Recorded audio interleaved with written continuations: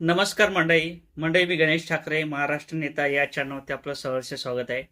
मंडळी, यावर्षीचं अर्थसंकल्पीय अधिवेशन कदाचित अजितदादा मांडत होते, परंतु त्यांचं दुःखद निधन झाल्यानंतर या वर्षीचं अर्थसंकल्पीय अधिवेशन हे आपल्या सोनार मामूने मांडलं.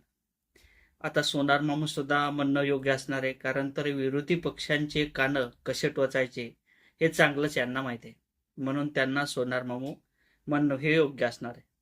आता ज्या पद्धतीने अर्थसंकल्पीय अधिवेशन यावर्षी सादर झालं, त्यानंतर विरोधी पक्ष असणारे जयवंत पाटील यांनी सुद्धा काही प्रश्न उत्पन्न केले, काही प्रश्न विचारले अर्थसंकल्पीय अधिवेशन सादर होत असताना. ते तुम्हाला या व्हिडिओच्या माध्यमातून दिसतील. आज राज्यावर 11,02,000 कोटी रुपयाचं कर्ज आहे.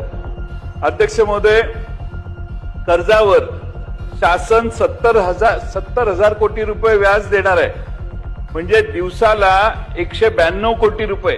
त्यावेळेस आर्थिक स्थिती ही अत्यंत खालावलेली आहे. तर महाराष्ट्रात श्रीलंकेच्या वाटेवर जायची वेळ आली आहे की काय, अशा पद्धतीचा प्रश्न देखील आमच्या मनामध्ये आहे.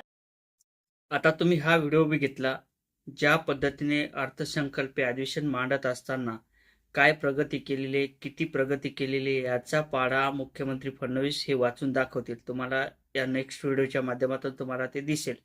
परंतु ज्या पद्धतीने महाराष्ट्रावरील कर्जाचा बोजा हा मोठ्या प्रमाणात वाढला, 2019 असेल तर 2026 असेल, या दरम्यान अनेक कर्जाचे बोजे हे महाराष्ट्रावरती वाढलेले आहेत. त्यामध्ये लाडक्या बहिणीचा अतिरिक्त खर्च असेल, कोणत्याही प्रकारचा त्यामध्ये लाभ हा फक्त भाजपलाच होतो, म्हणजेच विलक्षण आल्यानंतर त्या निधीचं वितरण केलं जाते, लाडक्या बहिणीला नको असणारे पैसे दिले जातात, अशा काही योजना यामध्ये राबवल्या जातात.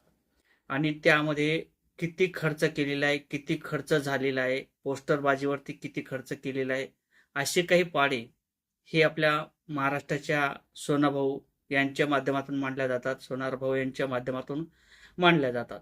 आणि आता अर्थसंकल्पीय अधिवेशन मांडत असताना ज्या पद्धतीने विरोधी पक्ष विचारणा करतात हे तुम्ही त्या व्हिडिओच्या माध्यमातून दिसलं. तर आता मुख्यमंत्री फडणवीस यांचं काय म्हणणं आहे हे तुम्हाला या व्हिडिओच्या माध्यमातून दिसेल. तुमच्या निवडणुकीच्या ॲफिडेव्हिटमध्ये तुमची संपत्ती 14 कोटी आहे आणि तुमच्यावर दायित्व म्हणजे कर्जच म्हणू त्याला, हे 3,54,00,000 आहे. आता हे दायित्वाचा विचार केला तर तुमच्यावर दायित्व किती आहे? 25.28% आणि महाराष्ट्रावर 18%. आता या दायित्वाने मला सांगा, तुम्ही कर्जबाजारी होणार का? तुम्हाला नादारी घोषित करावी लागणार का? नाहीच, शक्यच नाही आहे.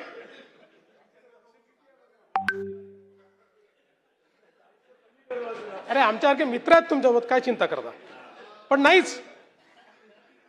म्हणून म्हटलं सोप्या शब्दात लक्षात घ्या की जसं हे कर्ज घेतल्यामुळे तुम्हाला नादारी घोषित करावी लागणार नाही, तुम्ही कर्जबाजारी होणार नाही, ती परिस्थिती महाराष्ट्राची.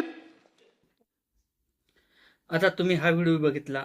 मुख्यमंत्री फडणवीस यांनी जयवंत पाटील यांचं जे काही राजकारणाच्या वेळेस, इलेक्शनच्या वेळेस विभागाच्या माध्यमातून जे काही फॉर्म भरले जातात निवडणूक आयोगाच्या माध्यमातून, त्यावेळेस सगळी काही माहिती आपल्याला देणं बंधनकारक असते, जे काही उमेदवार असेल त्या टायमाला. आणि त्या उमेदवारांच्या म्हणजे जयवंत पाटील यांनी तो फॉर्म भरत असताना पूर्णपणे माहिती देऊन टाकली. माझ्यावर कर्ज किती आहे, उत्पन्न किती आहे, असा जो काही पाढा असेल तो मुख्यमंत्री फडणवीस यांनी जयवंत पाटील यांचा वाचून दाखवला, हे देखील तुम्ही बघितलं असेल. परंतु तुम्हाला किती कोटीचा सोफा लागतो झोपायला, याचं तुम्ही उत्तर किंवा गणित ते दाखवलं नाही. अर्थसंकल्पीय अधिवेशनात त्याच्यावरती भार पडला का? महाराष्ट्राच्या नेत्याचा जे काही अतिरिक्त खर्च असेल, त्या बंगल्याला रंगरंगोटी असेल, तुमच्या झोपण्याची सोय असेल, खाण्यापिण्याची सोय असेल, याच्यावरती होणारा खर्च असेल, हा खरं तर महाराष्ट्राच्या शेतकऱ्यांच्या सर्वसामान्यांच्या खिशातून घेतला जातो. त्याच्यावरती तुम्ही मुख्यमंत्री फडणवीस, सोनार मामा तुम्ही बोललेत का? नाही. कारण तर हा बोजा अनेक वाढत चाललेला आहे. आणि ज्या पद्धतीने आमदार खासदार यांच्या पगारी आपोआप वाढवल्या जात आहेत, दरवर्षी त्याच्यावरती कितीतरी खर्च केला जातो, 7वं वेतन, 8वं वेतन, अशा पद्धतीने खर्च केल्यानंतर जो काही निधी लागतो हा महाराष्ट्रातील शेतकऱ्यांच्या सर्वसामान्यांच्या खिशातील आहे. या विषयावरती तुम्ही कधीही बोलले नाही. जयवंत पाटील यांनी जर प्रश्न विचारले आणि विरोधी पक्षाला कुठं गप्प करायचं, ईडी बीडी सीडी ह्या गोष्टी चांगल्या सर्वसामान्यांना माहीत पडलेल्या आहे.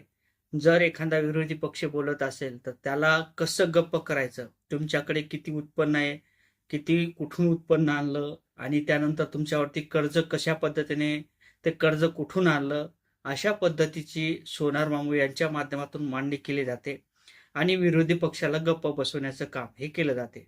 आता नेमकं मुख्यमंत्री फडणवीस यांचं म्हणजे आपल्या सोनार मामूचं खरं आहे की मग जयंत पाटील यांचं खरं आहे?